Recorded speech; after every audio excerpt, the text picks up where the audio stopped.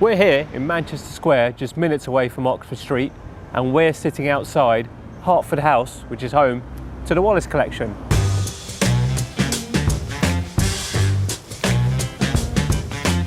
Over 90% of the Wallace Collection is on permanent display. So you may think, where are all the secrets? Well, many of them are in plain sight, such as this staircase. This staircase may look like it naturally belongs here, but it wasn't actually built for the Wallace Collection. It was built for France's first national bank. So we can see here that there are some coins which are there to represent the fact that it was originally made for a bank.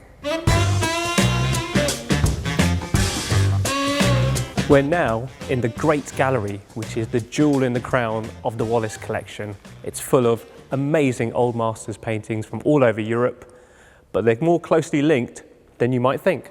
And it all revolves around this painting by Titian of Andromeda being rescued by Perseus. Titian wasn't just an inspiration for Poussin and Claude Lorrain. It's actually this painting that a lot of the other works around here revolve around. So, for example, it was commissioned by Philip II of Spain, and it stayed in the Royal Collection for his grandson, Philip IV of Spain.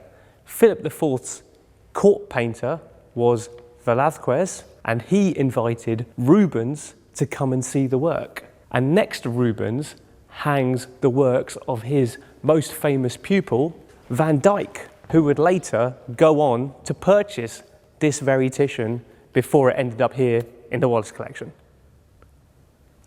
This is one of the most famous artworks in the Wallace Collection. It is The Laughing Cavalier by Frans Hals. But even to this day, nobody knows who the Laughing Cavalier actually is.